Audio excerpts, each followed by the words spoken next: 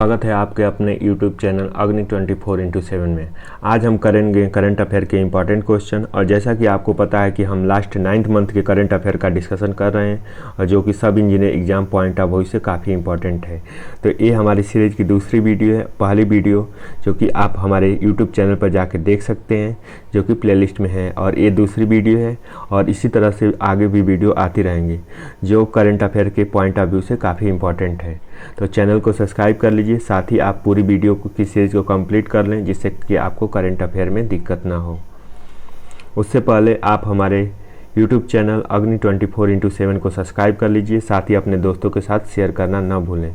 अगर किसी भी तरह के डाउट आते हैं तो आप मेरे ऑफिशियल नंबर पर मैसेज कर सकते हैं।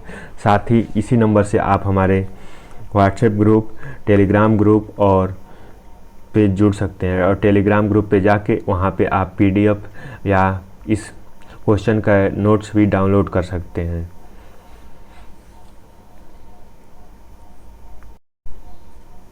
हाल ही में चीन और किस देश द्वारा सी गार्डियंस 2 समुद्री अभ्यास आयोजित किया गया? तो सी गार्डियंस 2 का अभ्यास किस देश के साथ किया गया?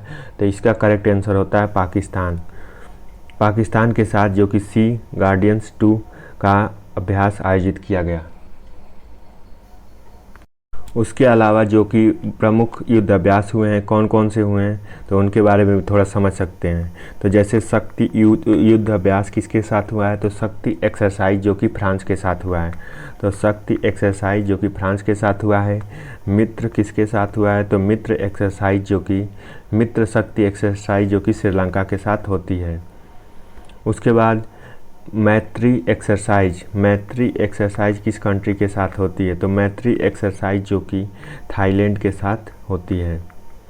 तो थाईलैंड के साथ हमारी एक्सरसाइज होती है वो मैत्री कही जाती है। उसके बाद समुद्र शक्ति एक्सरसाइज, तो समुद्र शक्ति एक्सरसाइज किसके साथ होती है? तो समुद्र शक्ति एक्सरसाइज इंडोनेशिया के साथ होती है।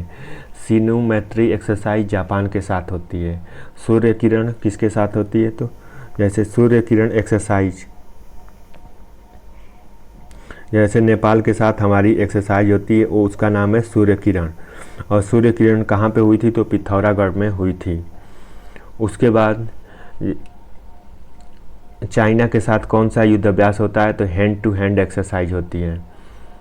उसके बाद जो कि संप्रीति एक्सरसाइज किसके साथ होती है? तो संप्रीति एक्सरसाइज जो कि बांग्लादेश के साथ होती है। तो इस तरह से प्रमुख एक्सरसाइजें होती रहती हैं। और जैसे कि आप हमें कमेंट सेक्शन में ज़रूर बताएं कि गरुड़ एक्सरसाइज किसके साथ होती है। उसके बाद खंजर किसके साथ होता है? गरुड़ खंजर सिम्बैक्स, वरुण, मालाबार, जिम्पैक्स, ये एक्सरसाइजें किस किस कंट्री के साथ होती हैं। आते हैं दूसरे इंपॉर्टेंट क्वेश्चन में। किस आईटी ने 110 मिलियन यूरो में डेनमार्क में स्थित बेस्ट लाइफ इंश्योरेंस का अधिग्रहण करेगी? तो बेस्ट लाइफ इंश्योरेंस का अधिग्रहण कौन सी करेगी? तो इन्फोसिस के चेयरमैन कौन है? तो नारायण मूर्ति जो कि इन्फोसिस के चेयरमैन हैं। TCS के कौन है? तो अजीम प्रेमजी जो कि TCS के विप्रो के जो कि चेयरमैन हैं। तो आईटी में 110 मिलियन यूरो का डेनमार्क में स्थित बेस्ट लाइफ साइंस का अधिग्रहण जो कि इन्फोसिस करेगी। उसके बाद अगर हम बात करें कि नेक्स्ट क्वेश्चन पे आते हैं। नेशनल स्टॉक एक्सचेंज NSE के नए MD और CEO कौन बने हैं? तो नेशनल स्टॉक एक्सचेंज यानी NSE के नए MD और CEO कौन बने हैं? तो इसका करेक्ट आंसर होता है ए, आशीष कुमार चौहान जो कि नेशनल स्टॉक एक्सचेंज के जो कि चेयरमैन बने हैं। उसके अलावा अगर कुछ ब्रांड एम्बेसडर की बात की जाए तो इक्विटास बैंक के जो ब्रांड एम्बेसडर कौन बनी हैं? तो रानी रामपाल और स्मृति मंधाना। रानी रामपाल जो कि भारतीय हॉकी टीम की कप्तान है और स्मृति मंधाना जो कि क्रिकेटर हैं। उसके बाद फिनो पेमेंट बैंक के जो ब्रांड एम्बेसडर कौन बने हैं? तो पंकज त्रिपाठी जो कि फिनो पेमेंट बैंक के जो कि ब्रांड एम्बेसडर बने हैं। उसके बाद अगर हम वीवो की बात करें तो वीवो के जो कि ब्रांड एम्बेसडर बने हैं वो विराट कोहली बने हैं। उसके बाद आई एयर के जो कि ब्रांड एम्बेसडर बनी हैं वो बनी है रवीना टंडन। रवीना टंडन जो कि आई एयर की ब्रांड एम्बेसडर बनी हैं। ASICS के जो कि रविंद्र जडेजा बने हैं। टाटा AIA के नीरज चोपड़ा। टाटा AIA के जो ब्रांड एम्बेसडर बने हैं वो नीरज चोपड़ा बने हैं। एम्ब्रेंस के दिशा पाटिल जो बनी हैं। उसके बाद नेक्स्ट आते हैं, किस सुरक्षा बल ने हाल ही में ऑपरेशन नारकोस के तहत 7.40 करोड़ रुपए के नशीले पदार्थों को उत्पादकों को बरामद किया? तो इसको बरामद किया जो कि रेलवे सुरक्षा बल यानी RPF, railway reserve force. Ration की दुकानों के जरिए राष्ट्रीय खाद्य सुरक्षा कानून को लागू करने वाले राज्यों की रैंकिंग में कौन सा राज्य शीर्ष पर है? तो वो राज्य शीर्ष पर है जो कि तमिलनाडु। और तमिलनाडु के जो CM है MK स्टालिन है। तमिलनाडु जो कि 2 जून 2014 को बना था आंध्र प्रदेश से अलग होके। उसके बाद उड़ीसा जो कि एक तटीय राज्य पूर्वी कोस्टल पर बसा हुआ है और यहाँ के CM है हेमंत बिस्वा शर्मा। पंजाब के जो CM है भगवंत मान सिंह। बिहार के CM है नीतीश कुमार और उसके अलावा बिहार के गवर्नर हैं फागू चौहान। नाटो के 30 सदस्य सहयोगियों में स्वीडन ने किस देश के साथ परिग्रहण प्रोटोकॉल पर हस्ताक्षर किए? तो नाटो के 30 सहयोगियों में स्वीडन ने किस देश के लिए परिग्रहण प्रोटोकॉल पर हस्ताक्षर किए? तो इसको हस्ताक्षर जो कि फिनलैंड के साथ किया गया। नाटो क्या होता है? तो नाटो का फुल फॉर्म होता है North Atlantic Treaty Organization. NATO जो कि 31 देशों का संगठन होता है और जिनका अगर किसी एक कंट्री पर भी कोई वार करता है तो बाकी 30 कंट्री ऑटोमेटिक युद्ध उस लड़ाई में आ जाती हैं।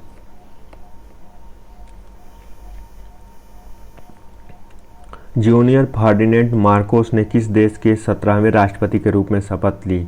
तो जूनियर फर्डिनेंड मार्कोस ने 17वें राष्ट्रपति के रूप में शपथ ली। वो ली फिलीपींस के और फिलीपींस की राजधानी है मनीला। मनीला में किसका हेडक्वार्टर है? तो मनीला में ADB बैंक का हेडक्वार्टर है, यानी ADB बोले तो एशियन डेवलपमेंट बैंक। उसके बाद फिलीपींस में जब भारत में ग्रीन रिवॉल्यूशन हुआ था तो ग्रीन रिवॉल्यूशन कब हुआ था? तो 1967-68 में हुआ था। उस समय भारत के प्रधानमंत्री इंदिरा गांधी थी। तो फिलीपींस से हम क्या लाए थे? तो वहाँ से हम गेहूं की उन्नत बीज लाए थे। जैसे 2 जगह से लाया गया था गेहूं, एक जगह से गेहूं की बीज और एक जगह से चावल की बीज। तो आप याद कर लीजिए कि यहाँ से भी एक बीज लाई गई थी। तो इसमें गेहूं की बीज जो कि फिलीपींस से लाई गई थी और फिलीपींस की राजधानी है मनीला। किस भारतीय बैडमिंटन खिलाड़ी ने सिंगापुर ओपन 2022 में महिला एकल का खिताब जीता? किस भारतीय बैडमिंटन खिलाड़ी ने सिंगापुर ओपन 2022 में महिला एकल का खिताब जीता? तो ये जीती PV सिंधु जो कि महिला एकल का पुरस्कार जीती।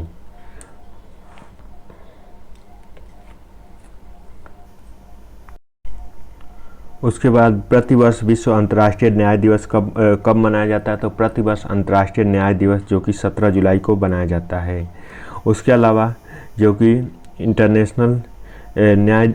इंटरनेशनल जस्टिस का हेडक्वार्टर कहाँ पे है? तो इसका हेडक्वार्टर द हेग में है। हेग कहाँ पे है? तो हेग जो कि नीदरलैंड में है। तो इसका हेडक्वार्टर जो कि हेग नीदरलैंड में है। और एक दिवस कब मनाया जाता है? तो 17 जुलाई को मनाया जाता है। हाल ही में भारत में बांग्लादेश का उच्चायुक्त किसे नियुक्त किया गया है? तो भारत में बांग्लादेश का उच्चायुक्त किसे नियुक्त किया गया है? तो इसका करेक्ट आंसर होता है मुस्तफिजुर रहमान को जो कि बांग्लादेश का उच्चायुक्त नियुक्त किया गया है। टाइम आउट 2022 के इंडेक्स के अनुसार किस देश की राजधानी एडिनबर्ग दुनिया की सर्वश्रेष्ठ शहर है? तो टाइम आउट 2022 इंडेक्स के अनुसार किस देश की राजधानी एडिनबर्ग दुनिया की सर्वश्रेष्ठ शहर है? तो ये है स्कॉटलैंड की। स्कॉटलैंड की शहर जो एडिबर्ग है, ये दुनिया की सर्वश्रेष्ठ अच्छी शहर में काउंट होता है। उसके बाद कौन सा देश प्रत्येक वर्ष 14 जुलाई को राष्ट्रीय दिवस के रूप में मनाता है, जिसे बास्तिल दिवस भी कहा जाता है। यानी 14 दिवस को राष्ट्रीय दिवस के रूप में मनाया जाता है। तो आइए ऑप्शन को देखते हैं, जिसका करेक्ट आंसर है फ्रांस। फ्रांस जो बास्तिल दिवस के रूप में मनाता है। आते हैं नेक्स्ट क्वेश्चन पे। हाल ही में किस संस्थान ने कैंसर के लिए जिम्मेदार जीन्स का पता लगाने के लिए PIVO नामक उपकरण का प्रयोग किया? तो कैंसर के जीन्स को जिम्मेदार पता लगाने के लिए कौन से उपकरण का बनाया? तो इस उपकरण को बनाया जो कि IIT मद्रास ने बनाया। हाल ही में जारी वर्ष 2022 की ग्लोबल जेंडर गैप रिपोर्ट के अनुसार भारत की कौन सा स्थान है? तो ग्लोबल जेंडर गैप रिपोर्ट में भारत का स्थान कौन सा है? तो इस भारत का स्थान जो कि 135वां है, 135वां ग्लोबल जेंडर में है। उसके अलावा हेनले रिपोर्ट में भारत का स्थान कौन सा है? तो 87 जो कि हेनले रिपोर्ट में भारत का स्थान है। उसके बाद ग्लोबल हंगर इंडेक्स में भारत का स्थान कौन सा है? तो 101 नंबर पे है। प्राइमरी एजुकेशन केंद्र में नई शिक्षा नीति लागू करने वाला भारत का प्रथम राज्य कौन बना? तो प्राइमरी एजुकेशन में केंद्र की नई शिक्षा नीति को लागू करने वाला प्रथम राज्य जो कि उत्तराखंड बना। उत्तराखंड के चीफ मिनिस्टर हैं पुष्कर सिंह धामी, और उत्तराखंड की जो कैपिटल है उसका नाम है देहरादून। तो राष्ट्रीय शिक्षा नीति को सबसे पहले प्रथम लागू करने वाला राज्य कौन बना? तो उत्तराखंड, जो कि इसका क्रेडिट मिलता है। विश्व स्वास्थ्य संगठन WHO के अनुसार किस देश के मार्बर्ग वायरस रोग 2 संदिग्ध मामलों सामने आए? तो इसका संदिग्ध मामला जो कि घाना में आए। उसके अलावा WHO का हेडक्वार्टर कहाँ पे है? तो WHO का हेडक्वार्टर जेनेवा स्विट्जरलैंड में है। स्विट्जरलैंड में WHO का हेडक्वार्टर है, और यहाँ पे जो मार्बर्ग वायरस के 2 संदिग्ध व्यक्ति जो कि घाना में मिले, और WHO का हेडक्वार्टर जेनेवा में है, और डॉक्टर टेड्रोस जो कि WHO के हेड हैं। हाल ही में किस देश ने ब्रह्मांड में डार्क मैटर का पता लगाने हेतु लक्स जेपलिन नामक अत्याधुनिक संवेदनशील का प्रयोग किया? तो लक्स जेपलिन नामक अत्याधुनिक संवेदनशील का प्रयोग किया गया। इसका प्रयोग जो कि ये अमेरिका ने किया। अमेरिका की नासा एजेंसी ने इसका प्रयोग किया। केंद्रीय खान मंत्री प्रहलाद जोशी ने किस शहर में खान और खनिजों पर 6ठे राष्ट्रीय सम्मेलन का उद्घाटन किया? तो खान और खनिजों के राष्ट्रीय सम्मेलन का उद्घाटन जो कि इसको किया गया है, इसको दिल्ली में किया गया। तो प्रहलाद जोशी जो कि केंद्रीय खान मंत्री हैं, उन्होंने खनिजों को सम्मेलन को पता लगाने के लिए दिल्ली में ऐसा किया। भारतीय रिजर्व बैंक ने हीना हेमचंद को किस बैंक के अंशकालिक अध्यक्ष के रूप में मंजूरी दी? यानी आरबीआई ने मीना हेमचंद को किस बैंक का अंशकालिक यानी पार्ट टाइम अध्यक्ष के रूप में मंजूरी दी? तो ये मंजूरी जो कि करुण वैश्य बैंक को दी। आरबीआई का फाउंडेशन कब होता है? तो 1935 में होता है। आरबीआई एक्ट कब आया था? तो 1934 में आया था। आरबीआई जो कि 1935 में आया था। 1937 में आरबीआई का हेडक्वार्टर कहाँ पे बना? तो हेडक्वार्टर जो कि मुंबई में बना।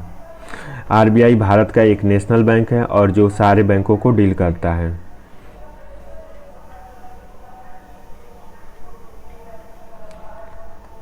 किस पुरुष खिलाड़ी ने जून 2022 के लिए ICC player of the month का सम्मान मिला? तो इसका करेक्ट आंसर होता है ए, यानी जॉनी बेयरस्टो। किस भारतीय ने मिसेज यूनिवर्स डिवाइन 2022 का खिताब जीता? तो किसे मिसेज यूनिवर्स डिवाइन 2022 का खिताब जीता? तो इसका करेक्ट आंसर होता है जो कि पल्लवी सिंह ने जीता।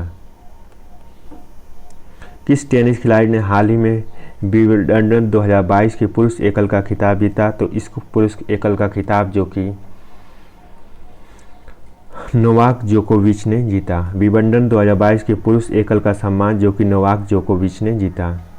प्रतिवर्ष विश्व जनसंख्या दिवस किस तारीख को मनाया जाता है? तो विश्व जनसंख्या दिवस जो कि 11 जुलाई को मनाया जाता है। ये कब से स्टार्ट हुआ था? तो 2011 से शुरू हुआ था। उस समय जो भारत के जो मुख्य जनगणना के आयुक्त थे उन्हीं के कहने पर एक किया गया था। उसके अलावा भारत में अभी जनगणना कौन से ईयर में हुई है, तो 2021 में जो कि लेटेस्ट जनगणना हुई है उसके रिजल्ट आना अभी बाकी हैं। हाल ही में किस लेफ्टिनेंट जनरल को दक्षिण सूडान के यूएन मिशन का नया सैन्य कमांडर नियुक्त किया गया? तो लेफ्टिनेंट जनरल को दक्षिण सूडान में यूएन मिशन के लिए नया सैन्य कमांडर नियुक्त किया गया, तो उनका नाम है जो कि मोहन सुब्रमण्यम को। हाल ही में फेमिना मिस इंडिया 2022 का खिताब किसने जीता? तो हाल ही में फेमिना मिस इंडिया 2022 का खिताब जो कि सिन्नी सेठी ने जीता। सिन्नी सेठी ने मिस फेमिना का अवार्ड जीता। हाल ही में योर लैपिड किस देश के 14वें प्रधानमंत्री बने? योर लैपिड जो कि 14वें प्रधानमंत्री बने, ये बने इजराइल के जो कि 14वें प्रधानमंत्री बने, योर लैपिड। सुप्रीम कोर्ट ने हाल ही में किस भगोड़े कारोबारी को कोर्ट में जानकारी छिपाने से जुड़े 2017 की अवमानना मामले में 4 माह की जेल की सज़ा सुनाई? तो सज़ा जो कि विजय माल्या को सुनाई। भगोड़े कारोबारी को 2017 में अवमानना मामले में 4 माह की जेल की सज़ा सुनाई, वो विजय माल्या को सुनाई। नेपाल ने हाल ही में पहली बार किस देश को सीमेंट का निर्यात शुरू किया? तो नेपाल ने हाल ही में पहली बार किस देश को सीमेंट का निर्यात शुरू किया? तो वो भारत के साथ शुरू किया। हाल ही में भारतीय मूल के किस व्यक्ति को फाइनेंशियल एक्शन टास्क फोर्स का नया अध्यक्ष बनाया गया? तो फाइनेंशियल एक्शन टास्क फोर्स का नया अध्यक्ष जो कि बनाया गया वो हैं टी राजा कुमार। तो किस भारतीय मूल के व्यक्ति को फाइनेंशियल एक्शन टास्क फोर्स का नया अध्यक्ष बनाया गया? तो टी राजा कुमार को बनाया गया। उसके अलावा कुछ इंपॉर्टेंट क्वेश्चन को बात करते हैं, जैसे कि दीपोर द्वीप वन्यजीव कहाँ पे है? तो दीपोर द्वीप जैसे कि दीपोर द्वीप कहाँ का है? जैसे कि दीपोर द्वीप। तो दीपोर द्वीप कहाँ पे है? तो दीपोर द्वीप जो कि असम में है और इको सेंसिटिव जोन उसे घोषित किया गया है। उसके बाद चीफ जस्टिस ऑफ इंडिया जो कि एन.वी. रमन्ना हैं। उसके बाद भारतीय सुरक्षा गार्ड कहाँ पे है? तो गार्डीज में। रमन मैग्से अवार्ड कहाँ से दिया जाता है? तो रमन मैग्से अवार्ड जैसे कि रमन मैग्से अवार्ड जो दिया जाता है वो दिया जाता है फिलीपींस कंट्री देता है, और ये फिलीपींस कंट्री इसे देता है, और वो फिलीपींस एशिया का नोबेल प्राइज इसे कहा जाता है। एशिया का नोबेल प्राइज जो कि इसे कहा जाता है रमन मैग्से अवार्ड को। मिलते हैं अगली वीडियो में, तब तक के लिए चैनल से जुड़े रहें, साथ ही चैनल को सब्सक्राइब कर लें।